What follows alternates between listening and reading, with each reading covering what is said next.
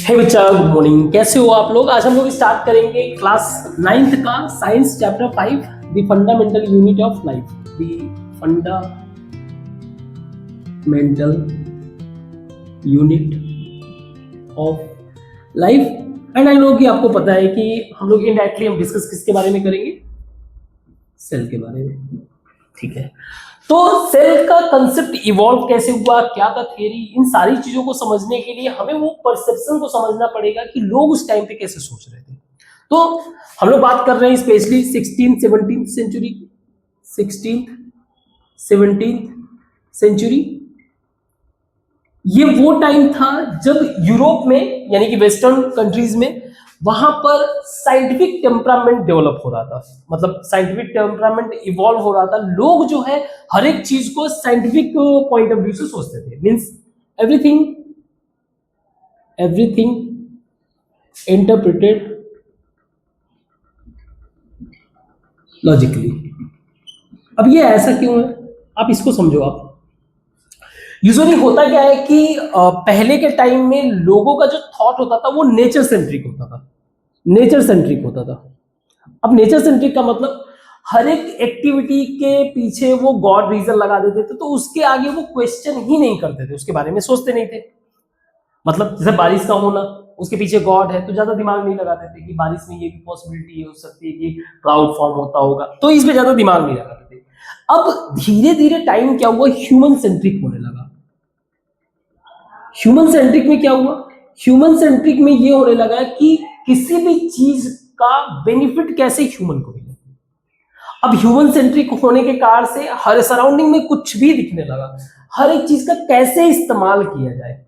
तो यहीं से स्टार्ट होता है, पहले तो उसको इंटरप्रेट करना, फिर उसको अप्लाई करना। ये हो जाता है इंटरप्रेट करना, यही हमारा साइंस है, और अप्लाई करना यही, इसी को बोलते हैं इंजीनियरिंग। ठीक है, इंजीनियर बहुत सुना भी होगा आपने शब्द इंजीनियर। अब इसी, मान लो किसी ने एक तरह से अप्लाई कर दिया, इसी अप्लाई करने के मेथड को और भी रिफाइन करना, और भी कैसे ताकि ज्यादा से ज्यादा बेनिफिट हो, कम से कम इनपुट लगे, रिफाइन करना, ये आता है आपका टेक्नोलॉजी में। तो हम लोग अभी किस पे हैं, हम लोग साइंटिफिक वाले कंसेप्ट पे पहले डील करेंगे। पहले ये हमारा टेम्परामेंट डेवलप होना चाहिए, फाउंडेशन, तब कहीं जाके इस लेवल पे हम लोग पहुंचेंगे, जो कि आप ग्रेजुएशन वगैरह में करते हो। खैर, तो जब ह्यूमन सेंट्रिक हो रहा, तो हर एक चीज को, हर एक पॉसिबल चीजों को जो है साइंटिफिकली देखकर क्या क्या वो थियरी बना सकते हैं, क्या थॉट बना सकते हैं, ये सारा चीज चल रहा था। तो ऐसे ही 1665 में एक साइंटिस्ट थे जिनका नाम था रॉबर्ट हुक। अब इन्होंने क्या किया, उस टाइम पे एक अपना खुद का एक माइक्रोस्कोप बनाया, और बहुत ही बेसिक था वो, बहुत ही बेसिक माइक्रोस्कोप था। माइक्रोस्कोप का काम यही होता है कि चीजों को और भी ज्यादा एनलार्ज करके दिखाना। तो इन्होंने क्या किया, एक ट्री, यूजुअली उधर पुर्तगाल और स्पेन साइड एरिया में एक बहुत ही फेमस ट्री होता है ओक ट्री बहुत होता है। उन्होंने क्या किया, ओक ट्री का छाल काटकर निकाल दिया। छाल यानी कि बाग काट कर निकाल दिया, जिसको बोला गया कॉर्क। क्या बोला गया? कॉर्क। अब ये कॉर्क था क्या, ये एक तरह से डेड पार्ट ऑफ ट्री था। ट्री का एक डेड पार्ट, उसको कट करके निकाल लिया था।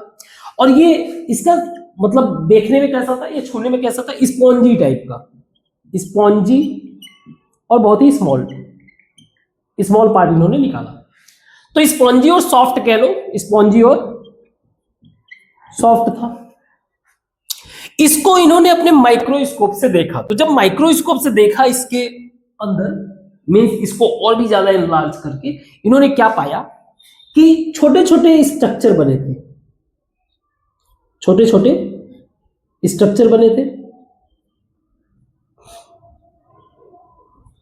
अब ये जो छोटे स्ट्रक्चर जो थे इसमें,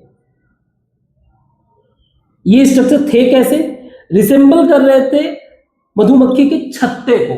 यानी कि हनी कॉम्ब, हनी कॉम्ब जैसे दिख रहे थे, ये हनी कॉम्ब जैसे दिख रहे थे। तो इन्होंने जब इसको एनलार्ज किया तो इनको छोटे, क्योंकि ये डेड सेल था तो ये खाली था, इसमें कुछ था नहीं, ठीक है, ये सारा का सारा डेड पार्ट था। तो पहली बात तो ये कि इसका अपीयरेंस हनी कॉम्ब जैसा था। दूसरी बात, इन्होंने इसको देखकर कंक्लूजन क्या बनाया कि जितने भी लिविंग थिंग्स हैं, क्योंकि इनके हिसाब से उस टाइम पे ट्री जो है लिविंग, वो मान के चले, तो कंक्लूड करने के लिए उन्होंने बोला जितने भी लिविंग थिंग्स है वो स्मॉल पार्ट से बना हुआ है, स्मॉल पार्ट या फिर कह लो स्मॉल रूम से बना होता है। अब इसी स्मॉल रूम, इसी को लैटिन वर्ड में बोला गया, क्योंकि सॉरी ग्रीक वर्ड में क्या बोला गया, ग्रीक वर्ड में बोला गया सेल।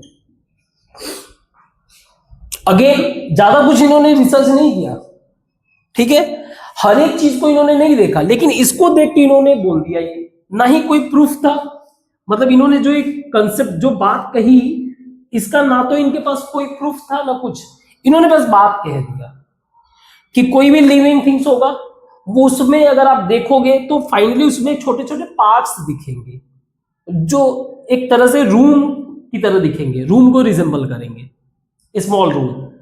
और स्मॉल रूम को ग्रीक में सी, हम लोग जो अभी प्रेजेंट टाइम में जो भी पढ़ाई करते हैं उसका कहीं ना कहीं इंग्लिश, ऑब्वियसली इंग्लिश से ही हम लोगों ने लिया हुआ, और इंग्लिश का जो फंडामेंटल उनका रूट है वो ग्रीक या लैटिन। तो या तो आपको ग्रीक लेटर से ही मिलेगा या तो आपको लैटिन रूट ही मिलेगा, दैट इज द रीजन हमें उसी पॉइंट ऑफ व्यू से समझना भी है। तो इसको इन्होंने बोला सेल।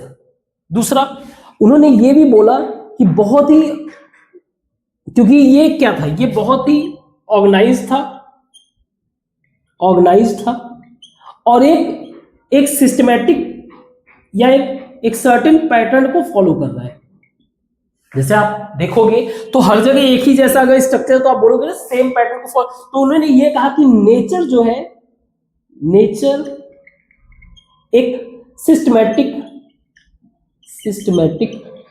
पैटर्न फॉलो करती है, pattern follow, nature follows systematic pattern, ठीक है, चलो इतना तो समझ ही लोगे। नेचर फॉलोस सिस्टमैटिक पैटर्न, एक सिस्टमैटिक पैटर्न को फॉलो करती है। अब अगेन आप समझो इस बात को, क्या इन्होंने इसको प्रूफ किया था? नहीं, बस इन्होंने एक छोटा सा स्ट्रक्चर देख के अपने मन से एक रास्ता दे दिया कि लोग, जो भी साइंटिफिक कम्युनिटी है, इसके बारे में भी सोचो, कुछ ऐसा भी हो सकता है, तो लोगों का भी ध्यान गया। तो ये विदाउट प्रूफ जो इन्होंने बोला, इसको बोला जाता है हाइपोथेसिस। तो जब भी आप कहीं देखोगे हाइपोथेसिस लिखा हुआ है कहीं पे भी, इसका मतलब ये हो गया कि उस व्यक्ति ने बस देखकर कंक्लूड किया, उसको प्रूफ नहीं किया हुआ है। कब की बात है? 1665। अब साइंटिफिक कम्युनिटी का भी नजर गया, बहुत सारे लोग साइंटिफिक एक्टिविटी कर रहे थे। ऐसे ही 1675 में, 1675 के आसपास, अब देखो साइंटिस्ट को उतना नाम वगैरह याद नहीं रहता, आप बुक में देख लेना, 1675 या 74 जो भी ईयर रहा होगा। एक साइंटिस्ट थे एंटोन वॉन करके, ठीक है, एंटोन वॉन करके। इन्होंने किस पे ऑब्जर्व किया? लिविंग सेल पे, लिविंग सेल को फिगर आउट किया। कैसे? बैक्टीरिया वगैरह को रीड करके, बैक्टीरिया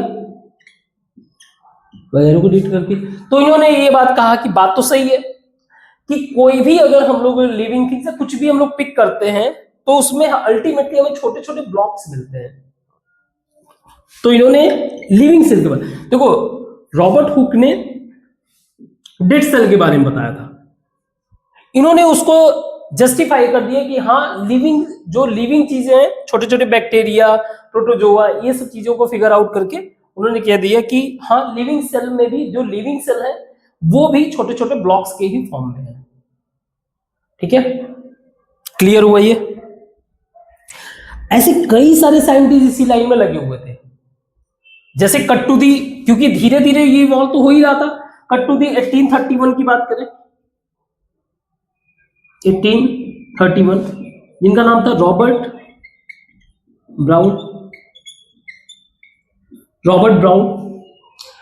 इन्होंने पहली बार जो है सेल के अंदर, अब सेल तो डिस्कवर हो ही गया था, ठीक है, फर्स्ट टाइम सेल के अंदर एक और आइटम डिस्कवर किया जिसको बोला गया न्यूक्लियस।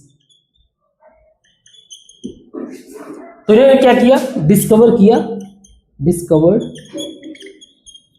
Cell nucleus. और इस पे इन्होंने ये भी बोला कि यही सेल न्यूक्लियस है जो सेल के हर एक एक्टिविटी को कंट्रोल करता है। Cell activity control. धीरे धीरे इवॉल्व होता है। अब सोचो कितना टाइम लग रहा है, लगभग 200 साल लग रहा है। एक थियरी डेवलप होने में एक बहुत ही लंबा पीरियड लगता है, इतना आसानी से कोई चीज नहीं डेवलप हो जाता। तो पहले तो हमें ये पता चल गया, रॉबर्ट हुक ने वो आइडिया दे दिया जिसके बारे में लोगों को सोचना था। एंटोन ने उसको जस्टिफाई किया कि तुमने जो थियरी बताया था, जो एक हाइपोथेसिस दिया था, बात सही है। लिविंग थिंग्स जो भी है, चाहे वो बैक्टीरिया हो, प्रोटोजोआ, मैंने चेक किया, हाँ, उनके अंदर भी क्या होता है, छोटे छोटे सेल्स या फिर छोटे छोटे रूम के जैसे बने रहते हैं, ठीक है। इसके बाद जो है 1838, इसको मैं मिटाता हूं, ठीक है। सो 1665 रॉबर्ट हुक, जिन्होंने किसके बारे में बताया, एक डेड सेल के बारे में।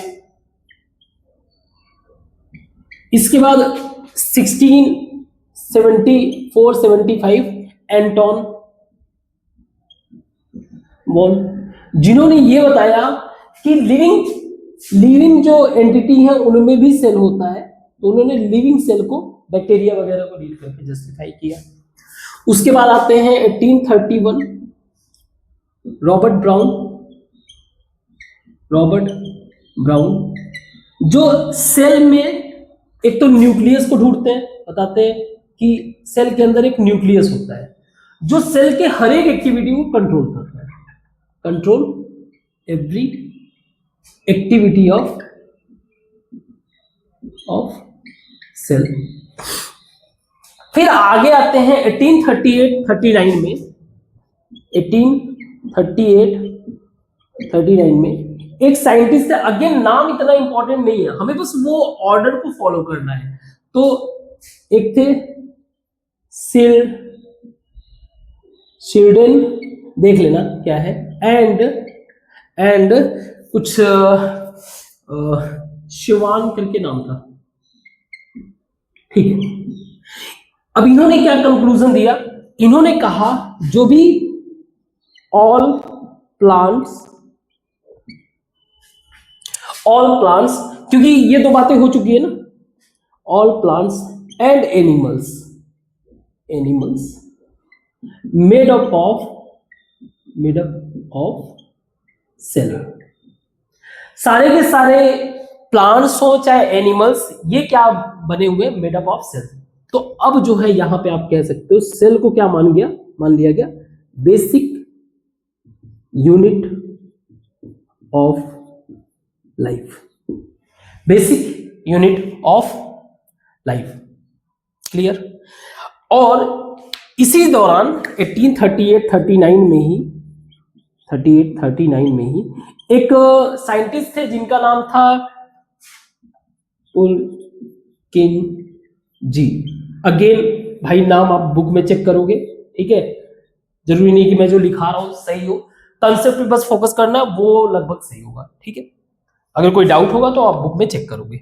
सो पुलकिंजी, इन्होंने क्या बताया कि यार सेल जो है ना आपका, सेल के अंदर एक लिक्विड सब्सटेंस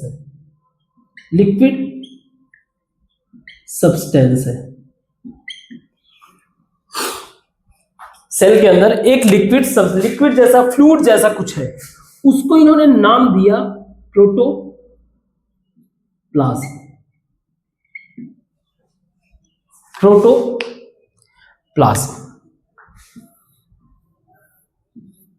अब प्रोटोप्लाज्म इन्होंने क्यों कहा, देखो अगर आप जाओगे लैटिन उसमें, तो ये दो शब्द से आप बना दो प्रोटोप्लाज्म, है ना। प्रोटो का मतलब होता है ओल्ड, पहले का, ठीक है। प्लाज्म का मतलब होता है फ्लूइड। समझ में आया? जो इनिशियल फ्लूइड होता है किसी भी सेल का, प्रोटोप्लाज्म, तो इन्होंने वही नाम दिया। अब प्रोटोप्लाज्म इन्होंने बताया जो सेल होता है। अब सेल के अंदर पहले ही न्यूक्लियस है और इनके हिसाब से कुछ लिक्विड जैसा, फ्लूइड के जैसा भी है, फ्लूइड के जैसा भी है।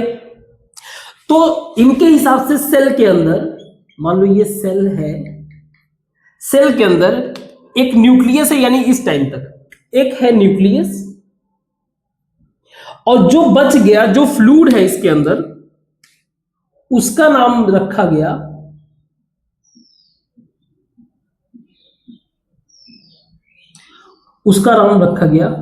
साइटोप्लाज्म। क्या नाम रखा गया?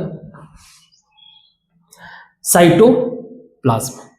अब साइटोप्लाज्म, इसका भी लैटिन मीनिंग है, दैट इज काइटोस एंड प्लाज्म।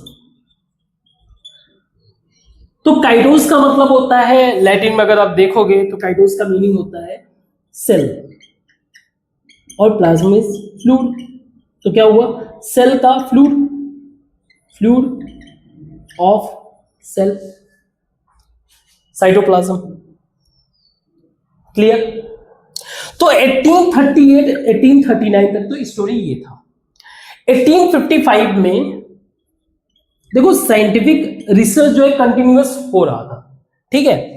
1855 में वर्चोव, अगेन आप नाम चेक करोगे, क्रॉस चेक करोगे बुक में, ऐसा जरूरी नहीं कि मैं सही बता रहा हूं, ये सब याद नहीं रहता है किसी को भी।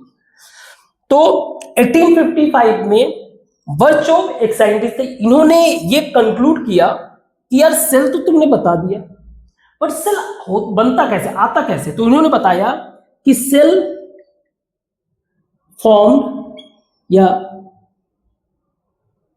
क्रिएटेड, या कह लो कि सेल का ओरिजिन, सेल का ओरिजिन, कि एवरी सेल कम्स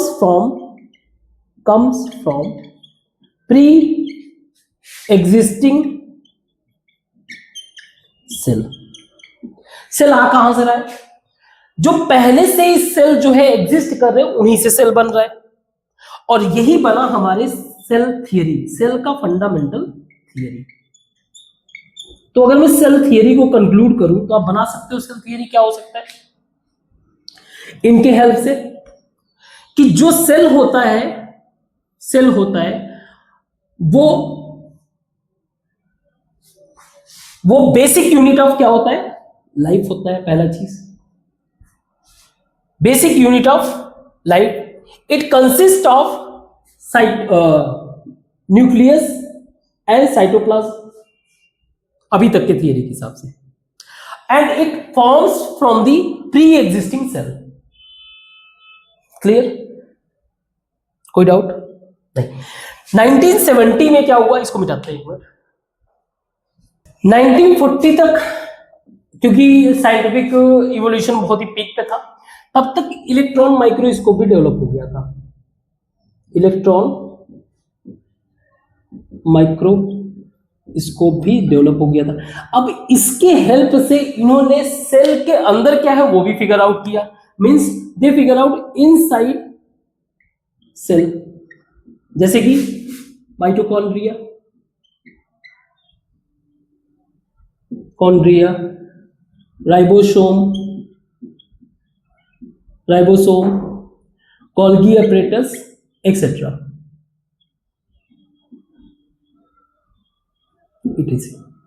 ऐसे कई सारी चीजों को एक्सप्लोर किया। से आप एक बात समझो ध्यान से, माइक्रोस्कोप वर्क कैसे किया? कोई भी चीजों को हम लोग देखते कैसे हैं? हम लोग देखते हैं जब, जैसे मान लो कोई ऑब्जेक्ट है, मान लीजिए ऑब्जेक्ट है, ठीक है, और ये मान लीजिए आपकी आईज है ना। है ड्राइंग बकवास मेरी। अब इस ऑब्जेक्ट को देखना कैसे देखोगे आप, तभी जब इस पे लाइट पड़ेगा, रिफ्लेक्ट होगा, तब आपकी आंखों में जाएगा। मींस ये जो लाइट का पार्टिकल है एटलीस्ट उससे ऑब्जेक्ट से बड़ा होना चाहिए। अगर आपका ऑब्जेक्ट छोटा हुआ तो आप नहीं देख पाओगे, है ना। सोच के देखो, मेरा ऑब्जेक्ट ये है, लाइट का पार्टिकल मेरा इतना बड़ा, ये इसको दिखा पाएगा? इसको तो टच करते उसको पूरा का पूरा बर्बाद कर देगा। तो आपका ये आइटम भी छोटा होना चाहिए। खैर लाइट का पार्टिकल तो बहुत छोटा होता है, कोई दिक्कत नहीं, लेकिन अगर हमारा आइटम ही ऑब्जेक्ट ही बहुत छोटा है तो हमें एक पार्टिकल से काम चलाना पड़ेगा। अभी तो क्या है, अभी पूरा लाइट का एक बॉम्बार्ड होता है तब आप देखते हो। तो जब इससे क्या हो गया, इलेक्ट्रॉन कंट्रोल करने लगे, तो जो उसके अंदर स्ट्रक्चर है उस छोटे छोटे पार्ट से इन पार्ट्स पे हमारे छोटे छोटे इलेक्ट्रॉन पार्टिकल टच करके जब इससे गए ना, तो फिर हम लोग इस सिचुएशन में आ गए कि इन सब चीजों को देखने लगे। बात समझ में आया कैसे वर्क कर रहा है ये? तो माइटोकॉन्ड्रिया, ये नाम कैसे, अगेन आप आगे चल के पढ़ोगे इनके बारे में, बट वही बात है कि इनके नाम कैसे पढ़ेंगे, वही जो उनका पहले से ही कंसेप्ट डेवलप है लैटिन। और जैसे जैसे एग्जांपल के लिए आप अगर अपने एरिया में, तो अगर आप किसी को बोलोगे तो अपने ओन लैंग्वेज में बोलते हो, ऐसे ही इन्होंने अपने हिसाब से नाम दिया। जैसे माइटोकॉन्ड्रिया की अगर बात करें, ये बना हुआ है माइटोस एंड कॉन्ड्रिया। माइटोस रिप्रेजेंट करता है थ्रेड को, कॉन्ड्रिया रिप्रेजेंट करता है ग्रेन को। तो इन्होंने देखा सेल के अंदर एक ग्रेन जैसा, मतलब एक जो मान लीजिए गेहूं के जैसा कुछ है ग्रेन, और उसके अंदर थ्रेड जैसा स्ट्रक्चर है। तो भाई ये क्या बोलेंगे, इसको इन्होंने बोल दिया माइटोकॉन्ड्रिया। तो ऐसे ही सारा चीज हम लोग डिस्कस करेंगे। जैसे एग्जांपल के लिए हमने पहले के क्लास में डिस्कस किया था, आयन टर्म दिया था। आयन का मतलब होता है मूव करना लैटिन में, इसलिए उन्होंने आयन बोल दिया। तो ये समझना जरूरी है कि जो हमारे नेचुरल लाइफ में चीजें हैं, जो शब्द है, उसको इनके रूट मीनिंग से अटैच करना है, तभी हमें जो है बेसिक तरह से, अच्छे तरह से ये समझ में आएगा। Getting my point? तो हमें सेल थियरी का इंट्रोडक्शन मिल गया। सेल थियरी, सेल थियरी को डिफाइन करना चाहे डिफाइन कर सकते हैं। एक प्रॉपर स्ट्रक्चर मिल गया सेल के बारे में। अब हम लोग जो है अपने बुक वाली बातों को आगे बढ़ाएंगे, ठीक है। सबसे पहले एक एक्टिविटी करेंगे, उस एक्टिविटी को समझेंगे। तो आई होप ये समझ में आया, इसको पूरा मिटाता हूं फिर आगे डिस्कस करते हैं। सो एक्टिविटी 5.1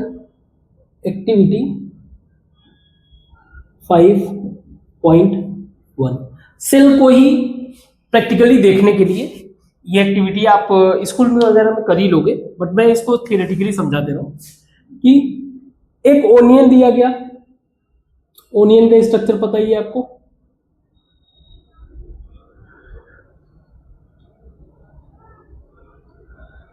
ठीक है। ओनियन दिया गया, ओनियन का जो एक पल्प निकाल दिया गया, एक बल्ब निकाल दिया गया, ये बाहर कर दिया गया, ठीक है। इसको निकालने के बाद इसको फोर्स से, यानी कि चिमटी की मदद से, इसका जो इनसाइड का एक स्किन है, दैट इज, इसको बोलेंगे छिलका बोलेंगे, तो इससे बोलो पील ऑफ स्किन। कौन से साइड का? इनसाइड वाला, इनसाइड स्किन, ठीक है। इसको निकाल दिया गया। सी, इसको बोलते हैं एपिडर्मिस। एपिडर्मिस, एपी का मतलब होता है चारों तरफ, डर्मिस का मतलब होता है स्किन। तो इस पील को निकालने के बाद, इस पील को हम लोगों ने क्या किया, एक प्रोटेक्शन में रख दिया, पानी वगैरह में, वाटर के प्रोटेक्शन में रख दिया ताकि खराब ना हो, ठीक है। वाटर में इसको रख दिया। अब क्या किया, अब हम लोगों ने वॉच ग्लास लिया, क्योंकि हमें इस चीज को ऑब्जर्व करना कहां पे, माइक्रोस्कोप पे। माइक्रोस्कोप ऑब्जर्व करने के लिए चाहिए एक वॉच ग्लास, जिसके ऊपर हम लोग रखेंगे इसको। इस वॉच ग्लास के ऊपर इस पील को ले जाके रखा गया। इस पील को क्या किया, वॉच ग्लास के ऊपर रखा गया केयरफुली, जो है पहले इसको वाटर से क्लीन कर लिया गया और फिर जो है केयरफुली इसके ऊपर रखा, ताकि कहीं से भी बबल्स वगैरह ना फॉर्म हो, अदरवाइज प्रॉपर वे से दिखेगा नहीं ना। तो अच्छे से क्लीन करके प्रॉपर वे से फ्लैट तरीके से कहीं से भी बबल ना फॉर्म हो, इस पील को इसके ऊपर रख दिया और ऊपर से एक लगा दिया हमने एक कवर ग्लास, ताकि ये इधर उधर ना हो। ठीक है। अच्छा, एक चीज और, इसको कवर ग्लास लगाने से पहले एक हमने इस पर डाई डाल दिया था, डाई दैट इज सैफ्रा, नहीं रेड कलर का डाई है। अब रेड कलर का क्यों? क्योंकि हमें ये पता होना चाहिए रेड कलर एक ऐसा कलर है जिसका वेवलेंथ लॉन्गेस्ट वेवलेंथ होता है, लॉन्गेस्ट वेवलेंथ होता है। अब इस लॉन्गेस्ट वेवलेंथ के कारण जैसे किसी भी पार्टिकल से अगर ये टकराता भी है तो स्कैटर्ड बहुत कम करता है, यानी कि लीस्ट स्कैटर्ड, लीस्ट स्कैटर्ड। अब अगर ये लीस्ट स्कैटर्ड करेगा तो हमें हमारी आंखों तक इजी वे से पहुंचेगा तो हम देख लेंगे। तो हम लोग भी चाहते थे, क्योंकि ये बहुत ही डेप्थ में चीजें रहेगा, बहुत ही माइक्रोस्कोपिक लेवल का है, तो इसको देखने के लिए क्लियर विजुअल पाने के लिए हम लोगों ने इसमें क्या किया, रेड कलर डाल दिया। क्लियर बात? गुड। इसके बाद हम लोगों ने इसको माइक्रोस्कोप पे देखा। जब माइक्रोस्कोप पे हम लोगों ने देखा तो हमें दिखा एक ऐसा स्ट्रक्चर। कैसा? क्योंकि देखोगे तो आप ऐसे ही सर्कल टाइप का ऐसे रहेगा आपका माइक्रोस्कोप ना।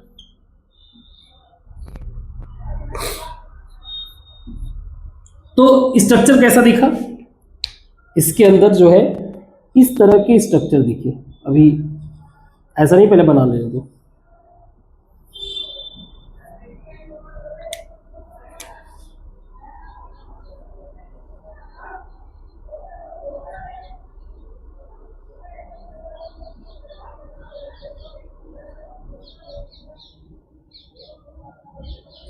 इस तरह का स्ट्रक्चर दिखा।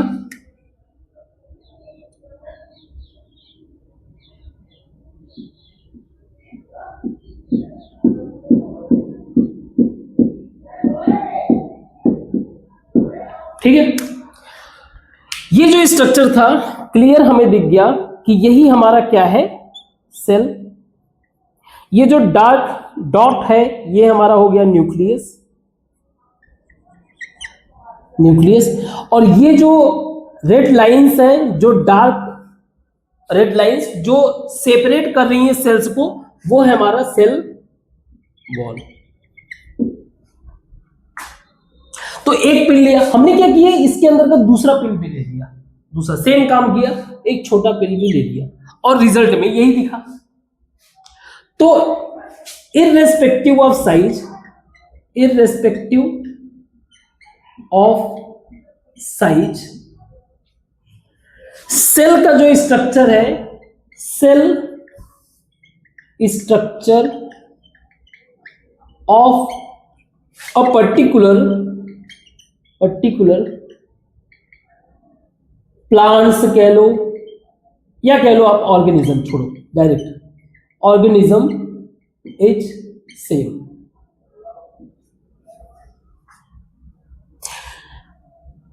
क्लियर कर दी क्या हमें सेल का स्ट्रक्चर है कैसा, एक एक छोटे छोटे ब्लॉक से मिलकर बना हुआ है। अब ये स्मॉल सेल जो ब्लॉक्स हैं यही फॉर्म कर रहे हैं बड़े ओनियन को, बड़े ओनियन को फॉर्म कर रहे हैं। मींस स्मॉल सेल जो है क्या फॉर्म करते हैं, ऑर्गेनिज्म को। ऑर्गेनिज्म का मतलब क्या होता है, देखो है तो बड़ा छोटा बात। ऑर्गेनिज्म एक शब्द हो गया आपका ऑर्गन, ऑर्गन का मतलब हो गया टूल, और इज्म या ऑर्गेनिज्म ये रिप्रेजेंट कर रहा है प्रॉपर सिस्टम को, एक सिस्टम को रिप्रेजेंट कर। सिस्टम का मतलब ये होता है जो कंटिन्यूअसली वर्क करे, कंटिन्यूअसली वर्क करे। अब जैसे हमारे बॉडी में अलग अलग ऑर्गन्स हैं, वो कंटिन्यूअस वर्क करते हैं, इसीलिए मैं भी एक ऑर्गेनिज्म हूं। तो कोई भी चीज जिसमें एक सिस्टमैटिक तरीके से वर्क कर रहा है, उनके ऑर्गन है, तो वो पूरा का पूरा ऑर्गेनिज्म कहलाएगा। अब हुआ क्या, जैसे जैसे साइंस इवॉल्व हो रहा था तो माइक्रोस्कोप भी बहुत ही क्वालिटी वाली डेवलप होने लगे। माइक्रोस्कोप का जो डेवलपमेंट था, इसके कारण जो है जो माइक्रोस्कोपिक वर्ल्ड था वो साइंटिफिक कम्युनिटी के नजर में आने लगा, उसको ज्यादा एनालाइज करने लगे।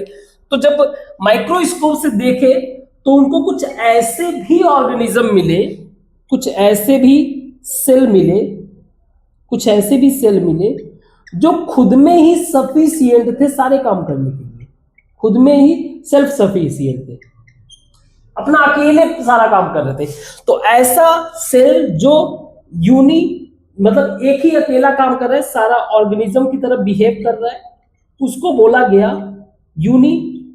Unicellular organism. यूनि का मतलब वन, सेल्यूलर का मतलब सेल, एक ही सेल का बना हुआ ऑर्गेनिज्म। ऐसा कोई एग्जांपल में अगर आपको पता हो बताओ। ऑब्वियसली बैक्टीरिया वगैरह के लेवल पे अमीबा हो गया, पैरामीशियम हो गया, अमीबा हो गया, पैरामीशियम हो गया, बैक्टीरियाज हो गए, कई सारे बैक्टीरिया, ये सारी चीजें। तो ये क्या है, यूनिसेल्यूलर, यानी कि एक ही सेल के बने हुए ऑर्गेनिज्म। एंड ऑब्वियस सी बात है, apart from that there is a multi cellular,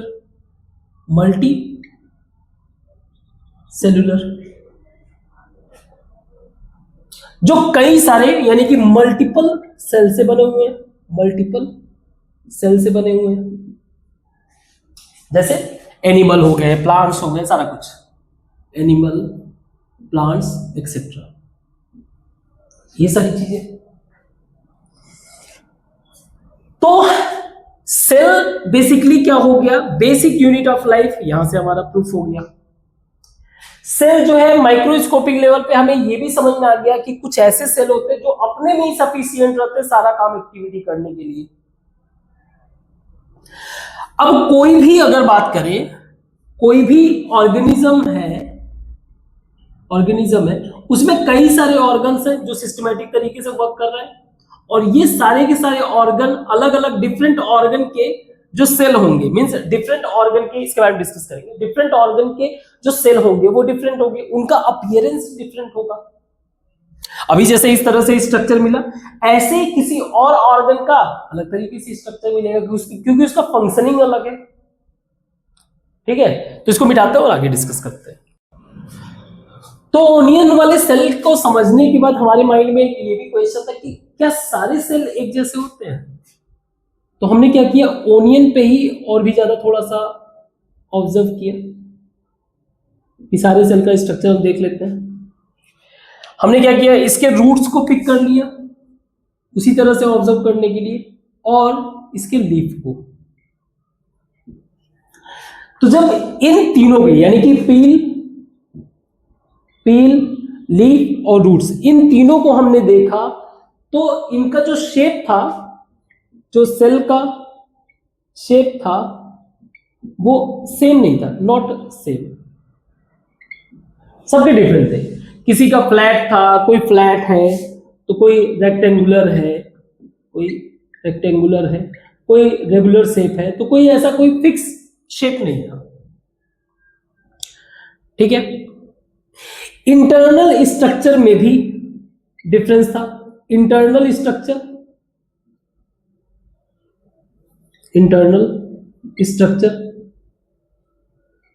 जैसे अगर हमने लीफ वाले में देखा तो लीफ में हमें मिला chloroplast. Chloro basically green colour, plast मतलब बॉडी, तो ग्रीन कलर का एक सब्सटेंस इसके अंदर था। वहीं रूट में ऐसा कुछ नहीं था, रूट के अंदर ऐसा कुछ नहीं था। और लीफ, पील के अंदर हमें क्या दिखा, पील के अंदर हमें लार्ज एम्प्टी स्पेस दिखा, that is vacuum, large empty space. तो सारे ही जो सेल थे, सबके अलग अलग सेल, उनका शेप भी अलग है और इंटरनल स्ट्रक्चर भी अलग है। ठीक, ओवरऑल अगर देखा जाए ऊपर से, तो हाँ, एक बात तो हमें कॉमन मिला कि देयर इज ए सेल जिसमें सेल वॉल है, सेल मेम्ब्रेन, सेल वॉल मतलब सेल मेम्ब्रेन, कोई बात नहीं। इसके अलावा जो है साइटोप्लाज्म है और न्यूक्लियस, कुछ चीजें तो बेसिक उसमें मिल ही रहा था। ठीक। इसी तरीके से अगर हम लोग ह्यूमन बॉडी की बात करें, ह्यूमन बॉडी में भी जैसे ब्लड सेल की बात कर ले, ब्लड सेल जो है हमारा फ्लैट टाइप का होता है, फ्लैट होता है, और इसका फंक्शनिंग क्या होता है? फंक्शनिंग होता है ऑक्सीजन सप्लाई करना, ऑक्सीजन सप्लाई करना।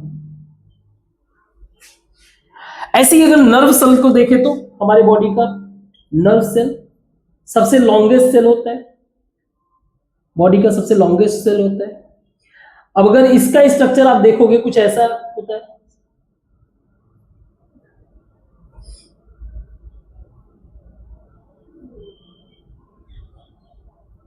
जैसा स्ट्रक्चर समथिंग लाइक दिस, बीच में यहां पे है न्यूक्लियस है। अब ये क्या करता है? इंस्ट्रक्शन ट्रांसफर करता है, इंस्ट्रक्शन या कह लो मैसेज ट्रांसफर करता है, बॉडी को कैसे बिहेव करना है। ऐसे कई सारे ह्यूमन बॉडी के कई सारे सेल्स हैं, बट ये अगर आप देखोगे ये सारा का सारा डिपेंड कर रहा है किस पे? इनके फंक्शन पे।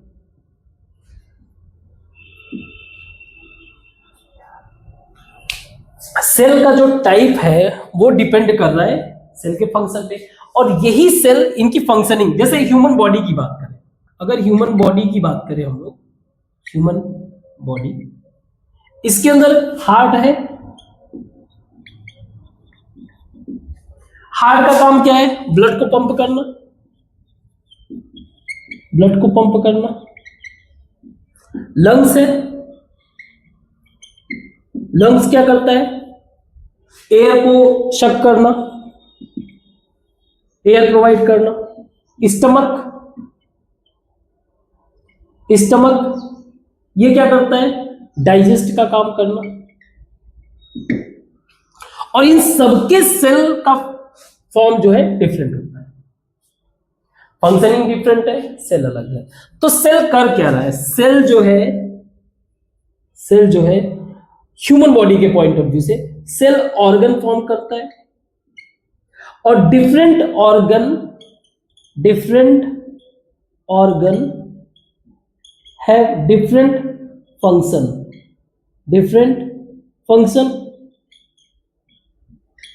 Different organ different function. ये सारे के सारे एक तरीके से कोऑर्डिनेशन में वर्क करते हैं, एक साथ मिलके वर्क करते हैं, तो ये एक ऑर्गेनिज्म बनाते हैं, यानी एक ह्यूमन बॉडी बना रहे हैं। क्लियर? तो हमें ये भी पता है ना कि कुछ सेल ऐसे हैं, कुछ ऑर्गेनिज्म ऐसे हैं जो सिर्फ एक ही cell, there is only one, एक ही सेल का बना हुआ है, तो फिर वो कैसे काम करता हो?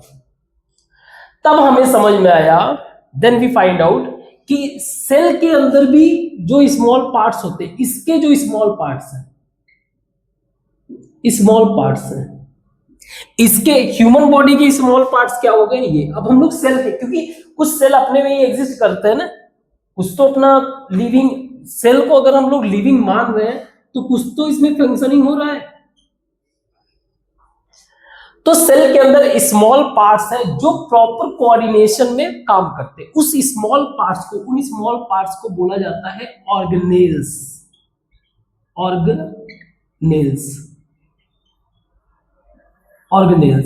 नाउ सी, ऑर्गेनेल्स शब्द का मतलब, ऑर्गन का मतलब सेम, एल जो है, इसको मिटा देता हूं, एल जो है बेसिकली क्या है? रिप्रेजेंट करता है स्मॉल पार्ट को, ये फ्रेंच सफिक्स है, स्मॉल पार्ट को रिप्रेजेंट करता है। ऑर्गेनेल, ऑर्गन प्लस एल, जिसको बोलते हैं ऑर्गेनेल। ऑर्गन का मतलब हो गया, मान लो टूल्स बोल लो, ऑर्गन बोल लो, जो भी हम लोग समझ गए, एक सेपरेट एंटिटी। एल जो है ये फ्रेंच सफिक्स है जो ये रिप्रेजेंट करता है स्मॉल पार्ट को, स्मॉल पार्ट। तो अब सेल के अंदर है क्या? जैसे कि छोटे छोटे जो इसके ऑर्गेनल्स हैं, जैसे माइटोकॉन्ड्रिया क्या काम करता है? एनर्जी बनाने का काम करता है, एनर्जी प्रोड्यूसिंग, है ना। न्यूक्लियस पूरे सेल को कंट्रोल करने का काम कर रहा है। राइबोसोम, राइबोसोम प्रोटीन बनाने का काम कर रहा है। लाइसोसोम, आगे सब देखेंगे। लाइसोसोम ये ऑर्गेनल है और भी कई सारे हैं। लाइसोसोम वेस्ट को रिमूव कर रहा है सेल के अंदर से, वेस्ट रिमूवल का काम कर रहा है। गोल्गी एपरेटस, गोल्गी एपरेटस ये जो भी प्रोटीन वगैरह बन रहा है उसको सेंड करने का काम कर रहा है। सेंड एंड पैकेजिंग, उसको पैकेजिंग करके सेंड करने का काम कर रहा है। तो ये जो सेल के अंदर जो काम कर रहे हैं, एक तरह से सेल को भी पूरा पूरा ऑर्गेनिज्म की तरह बिहेव करना सिखा रहे हैं, बिहेव करवा रहे हैं। तो उसके अंदर जो छोटे छोटे पार्ट्स है उनको बोला गया ऑर्गेनल्स। Getting my point? ये तो समझ में आई है। इन सब के बारे में हम लोग डिटेल से पढ़ेंगे, क्या होता है, कैसे होता है, कैसे इनका नाम पड़ा है। जैसे Golgi apparatus scientist, Camillo Italian scientist थे, कैमिलियो और गोल्गी उनका नाम था, उनके नाम पे पड़ा। लाइसोसोम, लाइसो का मतलब होता है ब्रेक होना, सोम का मतलब होता है बॉडी, है ना, जो उसमें पार्ट ब्रेक हो रहा है। इसी में वैक्यूल भी देखेंगे, कैसे एम्प्टी स्पेस भी होता है, क्लोरोप्लास्ट भी होता है इसके अंदर, स्पेशली प्लांट सेल में। तो सेल जो है अपीयरेंस में अलग होते हैं, इंटरनल स्ट्रक्चर में लगभग सेम होते हैं, कुछ चीजें अलग होती है। अगर हम लोग एनिमल और प्लांट की बात करें तो जैसे प्लांट्स में यूजुअली क्या होता है, उसके अंदर क्लोरोप्लास्ट जो अपने खुद से खाना बनाने का काम करता है। तो ये चीज, तो अगर हम लोग बेसिक डिफिनीशन देखें, यानी क्वेश्चन अगर हम लोग, दो क्वेश्चन आपका है जैसे कि सेल थियरी, सेल क्या है, सेल को एक्सप्लेन करो, सेल का इंटरनल और सेल का स्ट्रक्चर के पॉइंट ऑफ व्यू से उसको एक्सप्लेन करो, तो अब आप लिख सकते हो। तो आप लिखने की कोशिश करना। दो क्वेश्चन दिए हुए हैं, मैं यहाँ पे क्वेश्चन बता दे रहा हूं, आप लिख लेना उन क्वेश्चन का आंसर।